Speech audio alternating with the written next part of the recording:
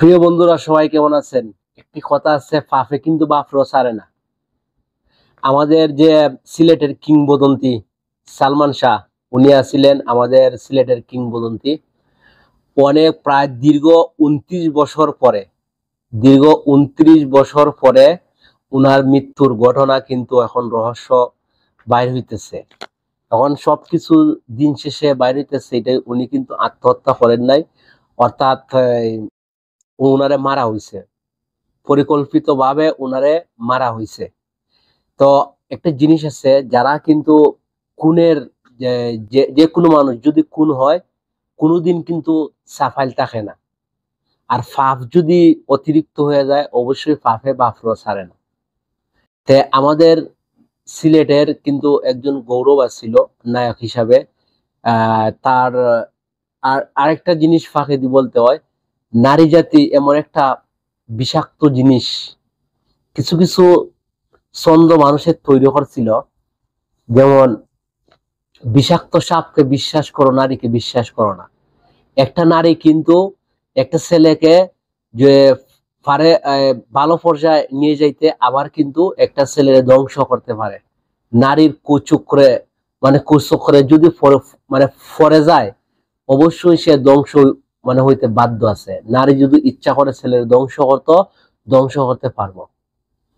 ঠিক আছে? তো অনেকদিন পরে এখন বর্তমানে কিন্তু মিডিয়ার মাঝে আমরা দেখতেছি যে সালমান শাহরে নিয়ে তর্ক বিতর্ক, অর্থাৎ আলোচনা সমালোচনা সব দিকেই হইতেছে। তার 29 বছর পরে তার একটা মামলা দ্বিতীয়বার পুনরায় রিপিট হইছে, অর্থাৎ এটা হত্যাকাণ্ড না এই আত্মহত্যা। তো আমার মনে হয় সবচেয়ে এটা ওই আমাদের সিলেটের মাঝে এত বড় একজন মানুষ ছিলেন, আর নায়ক জগতের মাঝে উনি কিংবদন্তি ছিলেন। ওনার অভিনয় এখনো দেখলে ভালো লাগে, অত্যন্ত ভালো লাগে। আগের ফিল্মগুলা কিন্তু সামাজিক ফিল্ম ছিল, আর ফিল্মগুলা তো অবশ্যই যারা ইসলামিক মাইন্ডের আছে তারা সাপোর্ট দিবে না। তবু বলতে হয় আহ উনি কিন্তু আমরা সিলেটের আছিলেন। যদি তারে হত্যা করা হয় অবশ্যই তার তদন্ত করে সঠিক তথ্য বার করে হইতো, এবং যারা যারা এটার মধ্যে জড়িত ছিল তাদেরকে কঠোরভাবে শাস্তি দেওয়া হইতো। দেখেন, মানুষ কিন্তু ক্ষমতার ফালাবদল যে সময় হয়, যে আওয়ামী লীগের আমলে কিন্তু এগুলা কিন্তু যিনি সালমান শাহর মা ছিলেন উনি কিন্তু বারবার কিন্তু এটারে তুলতে চাইছিল, কেসটারে কিন্তু বারবার তুলতে চাইছিল, অর্থাৎ এটার যে সঠিক তথ্যটা বার করতে চাইছিল। কিন্তু একটা মানুষ যার হাতে ক্ষমতা থাকে, ক্ষমতার কারণে কিন্তু অনেক সময় অনেক কিছু হয় না। এখন কিন্তু বাংলাদেশে কিন্তু প্রতিটা মানুষের বিচার পাইব, কথা বলার স্বাধীনতা পাইব। আগে দেখবেন যে সাংবাদিক গুলা বলেন, অন্য সাংবাদিক গুলা বলেন, যে কোনো কিছুতেই সাংবাদিক গুলাও কিন্তু বুক ফুললা, অর্থাৎ মুখ ফুটাইয়া কোনো কিছু বলতে পারতো না ভয়ে।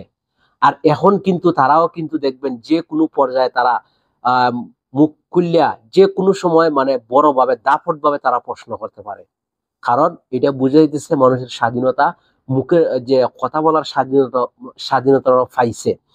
তো এখন আমার এতটুকু বিশ্বাস আছে, অন্তত আর কিছু চেঞ্জ হয় না হয়, যদি বিচারের যে আইনি পন্থা যেগুলা আছে এগুলা যদি চেঞ্জ হয় আলহামদুলিল্লাহ। আর কোনো কিছু না। বাংলাদেশ তো যে দলে আইব এই দলে খাওরা, কি কইমু, যেটা আইব ওইটা হই হোক, যে ওই নাম বলতেছে না, যে আমার আমার মনে এটাই এইগুলো রাজনীতি, বাংলাদেশের রাজনীতি চেঞ্জ হইতো না। তো সবাই দোয়া করবেন, ভালো থাকবেন। এটা যদি সঠিক যদি হত্যা করা হয় তাহলে এটা সঠিক বিচার হইতো। তো ভালো থাকবেন, সুস্থ থাকবেন প্রিয় বন্ধুরা।